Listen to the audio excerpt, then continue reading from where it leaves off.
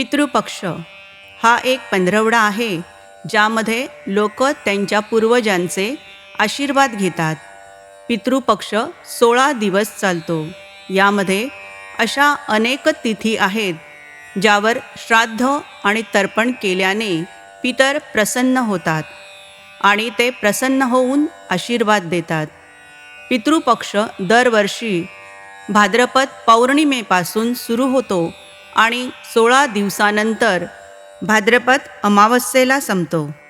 पितरांना संतुष्ट करण्यासाठी जो विधी केला जातो त्याला श्राद्ध म्हणतात. श्रद्धा या शब्दापासून श्राद्ध हा शब्द तयार झाला आहे. भारतात श्राद्ध प्रथा फार प्राचीन काळापासून चालत आलेली आहे.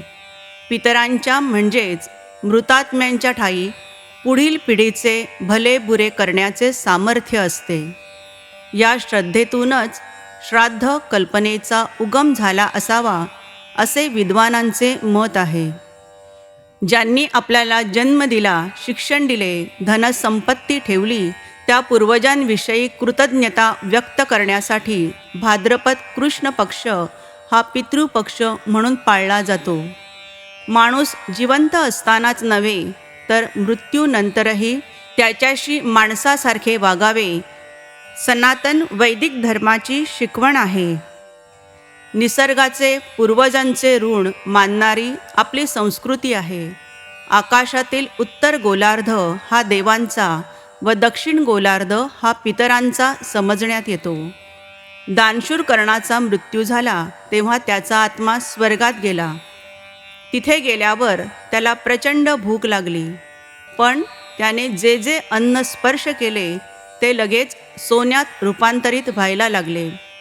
ह्यावर मार्ग काढण्यासाठी कर्ण आणि सूर्य इंद्राकडे गेले आणि त्याला या घटनेचे कारण विचारले.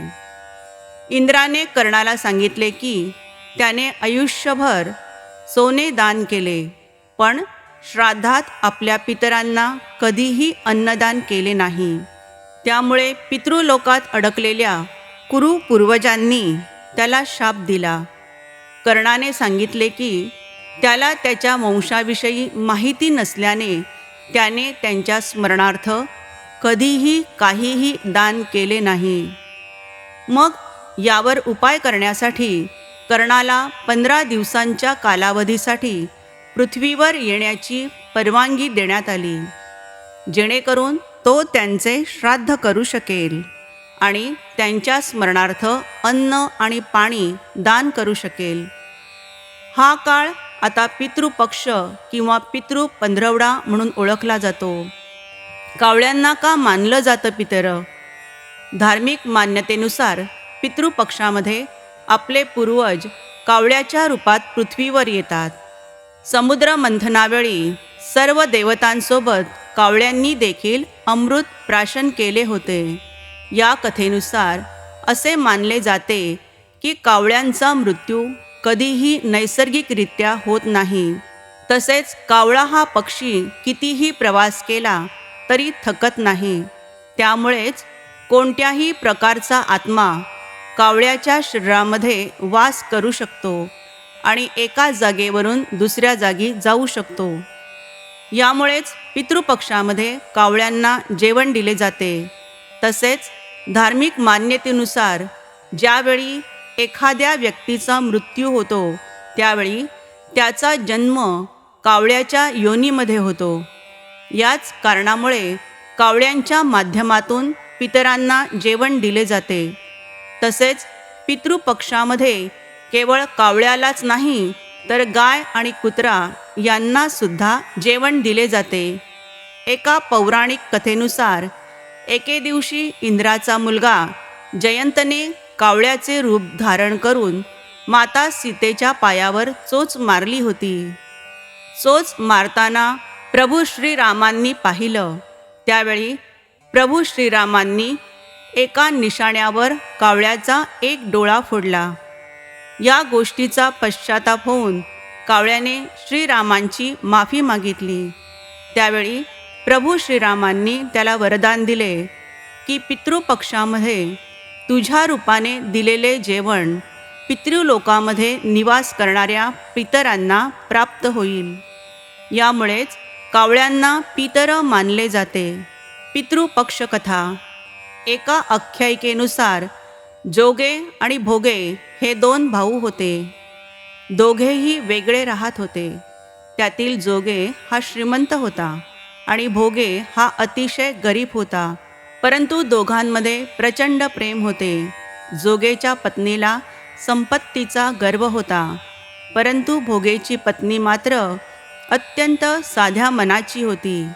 एके दिवशी जोगेच्या पत्नीने त्यांना पितरांचे श्राद्ध करण्यास सांगितले, परंतु हे कार्य व्यर्थ आहे असे समजून जोगेने ते टाळण्याचा प्रयत्न केला. परंतु त्याच्या पत्नीला समजले की त्यांनी हे कार्य केले नाही तर लोक अनेक गोष्टी घडवून आणतील. मग तिला आपल्या माहेरच्या लोकांना देखील मेजवानीसाठी आमंत्रित करण्याची ही एक संधी असल्याचे वाटले. त्यावेळी ती आपल्या पतीला म्हणाली, तुम्ही कदाचित मला त्रास नको म्हणून हे कार्य करण्याचे नाही म्हणत असाल तर हे करून मला काहीही त्रास होणार नाही. माझ्या मदतीला मी भोगेच्या बायकोला बोलावून घेईन. दोघी मिळून सर्व कामे करू. आणि असे म्हणून तिने जोगेला आपल्या माहेरी भोजनाचे निमंत्रण घेऊन पाठवले. दुसऱ्या दिवशी तिने भोगेच्या पत्नीला बोलावले. भोगेची पत्नी पहाटे आली आणि कामाला लागली. तिने सर्व स्वयंपाक केला, अनेक पदार्थ केले आणि सर्व कामे उरकून ती तिच्या घरी गेली. अखेर तिलाही पितरांचे श्राद्ध करायचे होते. यावेळी जोगेच्या पत्नीने तिला कार्यासाठी थांबवले नाही आणि ती थांबली देखील नाही. दुपार झाली. पूर्वज जमिनीवर उतरले. जोगे आणि भोगेचे पूर्वज आधी त्या जोगेच्या घरी गेले. बघितले की त्या ठिकाणी सासरचे लोक जेवणात व्यस्त आहेत. निराश होऊन ते भोगेच्या घरी गेले. त्या ठिकाणी पूर्वजांच्या नावावर अगियारी दिली जात होती. पूर्वज त्याची राख चाटून भुकेने नदीकाठी निघून गेले. थोड्या वेळाने सर्व पूर्वज एकत्र येऊन आपापल्या श्राद्धाबद्दल बोलत होते. जोगे आणि भोगे यांच्या पूर्वजांनीही त्यांच्यासोबत घडलेले कथन केले आणि विचार करू लागले की भोगे सक्षम असता तर कदाचित त्यांना उपाशी राहावे लागले नसते. पण भोगेच्या घरी भाकरीसुद्धा खायला नव्हती. हा सगळा विचार करून त्यांना भोगेची दया आली. अचानकपणे ते नाचू लागले. भोगेचे घर धनधान्य आणि संपत्तीने भरावे. संध्याकाळ झाली तसे भोगेच्या मुलांना खायला काही मिळाले नाही. त्यांनी आईला भूक लागली आहे असे सांगितले. या गोष्टी टाळण्यासाठी भोगेची बायको त्यांना म्हणाली, जा मडके अंगणात उलटे ठेवले आहे. उघडून जे काही मिळेल ते चाटून खा. मुले अंगणात पोहोचल्यावर त्यांनी बघितले की तेथील मडके धनाने भरलेले आहे. ते लगेचच आईकडे धावत आले आणि त्यांनी सर्व हकीकत सांगितली. अंगणात आल्यावर भोगेच्या पत्नीने हा सर्व प्रकार पाहिला आणि तिलाही आश्चर्याचा धक्का बसला. अशा रीतीने भोगे श्रीमंत झाला, परंतु पैसा मिळाल्यावर तो अहंकारी झाला नाही. दुसऱ्या वर्षी पितृपक्षाला श्राद्धाच्या दिवशी भोगेच्या पत्नीने पंचपक्वान्न तयार करून ब्राह्मणांना बोलावून श्राद्ध घातले, भोजन केले आणि ब्राह्मणांना दक्षिणा देखील दिली. सोन्या चांदीच्या भांड्यांमध्ये भाऊ आणि वहिनीला जेवण दिले. यामुळे पूर्वज अत्यंत समाधानी व आनंदी होऊन आशीर्वाद देऊन निघून गेले. पितृदोषाची लक्षणे. कुटुंबात वडील व मुलगा यांच्यात नेहमी खटके उडणे, त्यांच्यात प्रचंड मतभेद असतील, विचार बिलकुल जमत नसतील, मुलगा किंवा मुलगी यांच्या विवाह जुळणीमध्ये बाधा निर्माण होते किंवा जुळलेले लग्न मोडत असेल, कुंडली जुळत असेल परंतु काही कारणास्तव विवाह जुळत नसेल, विवाह होऊन अनेक वर्ष झाले तरी घरात पाळणा न हलणे, वारंवार गर्भपात होणे, अपंग मुले जन्माला येणे, कुटुंबातील सदस्य एकामागे एक आजारी पडणे, डोक्यावर कर्जाचा डोंगर वाढणे, व्यापार व व्यवसायात नुकसान होणे, परिश्रम घेऊन नोकरीतील प्रगती खुंटणे, कुटुंबातील सदस्यांत आपापसात भांडणे होणे, वायफळ खर्च होणे, वारंवार जेवणात जर केस निघत असेल तर हा संकेत पितृदोषाचा आहे. खराब स्वप्न पडणे. पितृदोषाची कारणे. धार्मिक स्थळातील म्हणजे एखाद्या मंदिराजवळील पिंपळ किंवा वडाचे झाड तोडल्यास पितृदोष लागू शकतो. तुम्ही तुमच्या पितरांचे योग्य प्रकारे अंत्यसंस्कार आणि श्राद्ध न केल्याने सुद्धा तुम्हाला पितृदोष लागू शकतो. तुम्ही जर तुमच्या पूर्वजांना म्हणजेच पितरांना विसरले किंवा त्यांचा अपमान केला तरी देखील तुम्हाला पितृदोष लागू शकतो. तुम्ही जर का सापाची चुकी नसताना साप मारला तरी देखील तुम्हाला पितृदोष लागू शकतो. पितृदोषावरील उपाय. भाजलेला रवा व पिठी साखर दोन्ही एकत्र करावे. सुक्या खोबऱ्याच्या 2 वाट्या घेऊन त्यामध्ये ते भरावे. त्या दोन्ही वाट्या आपल्या देवासमोर ठेवून आपल्या देवांना प्रार्थना करून पितृदोष निवारणासाठी विनंती करावी.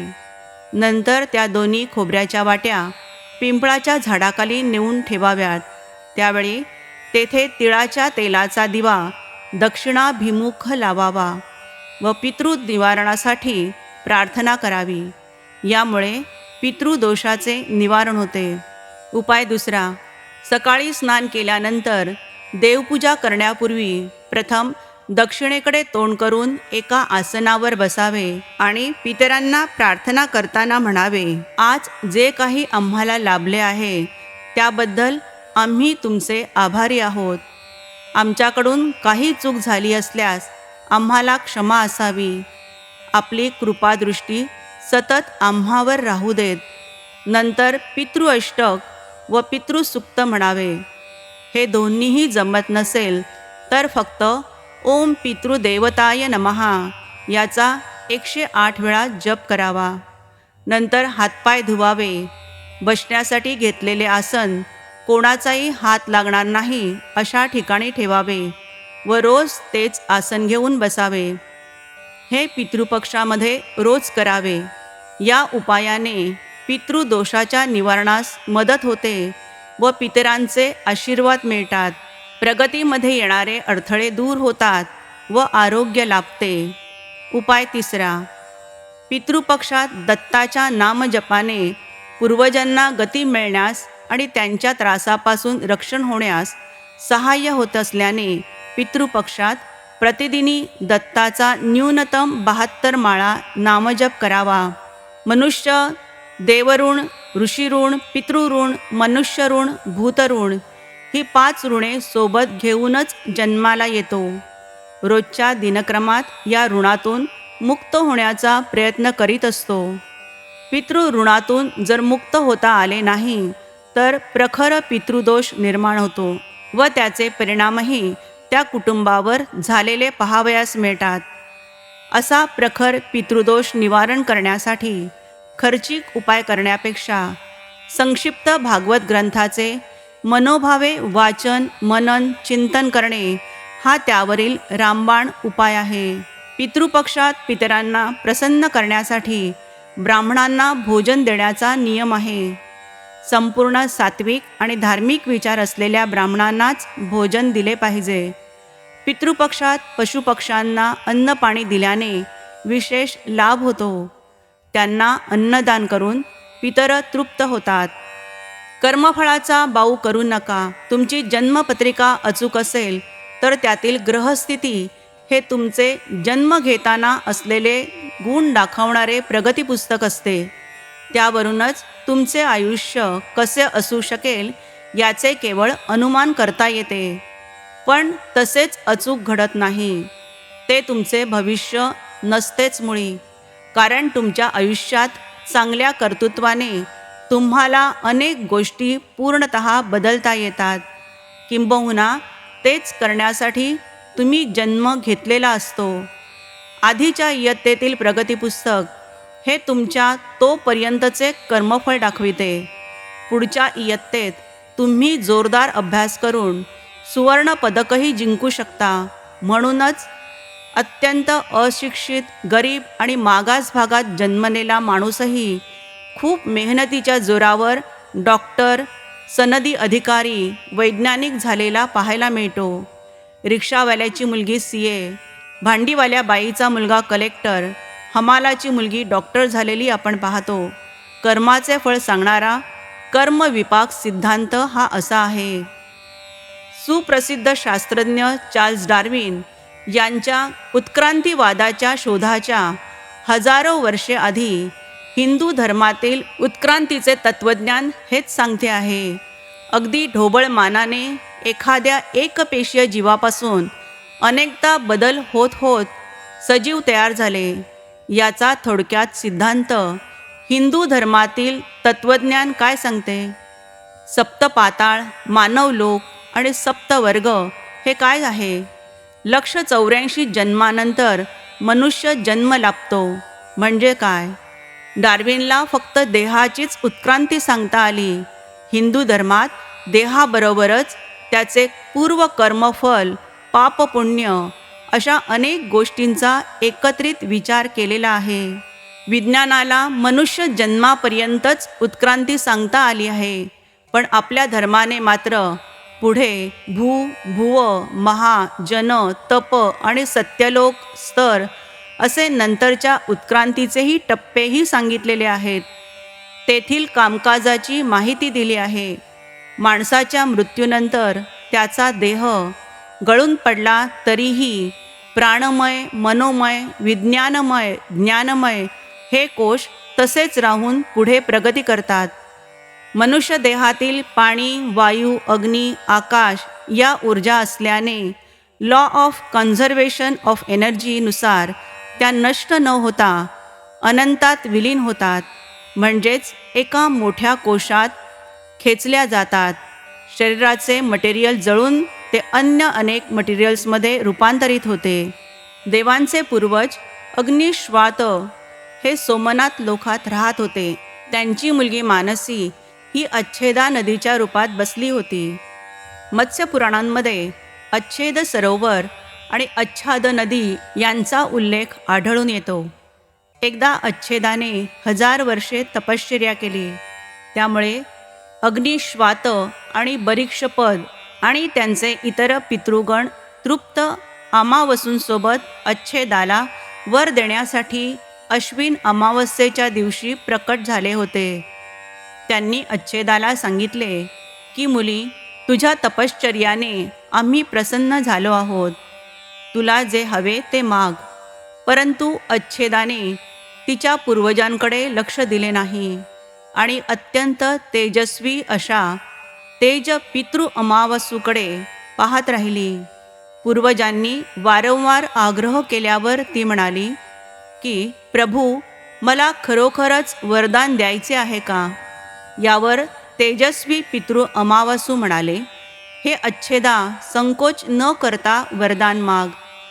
यावर तुझा अधिकार आहे. त्यावर ती म्हणाली की या क्षणी तुमच्यासोबत आनंद घ्यायचा आहे. अच्छेदाचे हे मागणे ऐकून पितृ संतप्त झाले आणि त्यांनी अच्छेदाला शाप दिला की तू पितृलोकातून पृथ्वीवर जाशील. अशा प्रकारे शाप दिल्यावर अच्छेदा पूर्वजांच्या पाया पडून रडू लागली. पितृ अमावसूंना दया आली आणि ते म्हणाले की अच्छेदा शापित झाल्यामुळे मत्स्यकन्या म्हणून जन्म घेशील. पितृने पुढे सांगितले की भगवान ब्रह्मांचे वंशज ब्रह्मर्षी पराशर तुला पती म्हणून मिळतील आणि भगवान व्यास तुझ्या गर्भातून जन्माला येतील. त्यानंतर तू शापमुक्त होशील आणि पुन्हा पितृलोकांकडे परत येशील. त्यावर अच्छेदा शांत झाली. सर्व पितरांनी अमावसूच्या ब्रह्मचर्य आणि संयमाचे कौतुक करून वरदान दिले की अमावासाची तारीख अमावसू म्हणून ओळखली जाईल. ज्यांना कोणत्याही दिवशी श्राद्ध करता येत नाही ते फक्त या अमावस्येच्या दिवशी श्राद्ध तर्पण करून आपल्या पूर्वजांना संतुष्ट करू शकतील. तेव्हापासून ही अमावस्या महत्त्वाची समजली जाऊ लागली. आपल्या पापाच्या प्रायश्चित्तासाठी अच्छेदा महर्षी पराशर यांची पत्नी आणि वेदव्यासांच्या आई सत्यवती बनल्या आणि नंतर त्या महासागराचे अंशभूत शंतनूची पत्नी बनल्या आणि 2 पुत्र चित्रानंद आणि विचित्रवीर्य यांना जन्म दिला. त्यांच्या नावानेच कलियुगात अष्टक श्राद्ध मानले जाते. आजची ही सेवा स्वामी महाराजांच्या चरणी रुजू करते.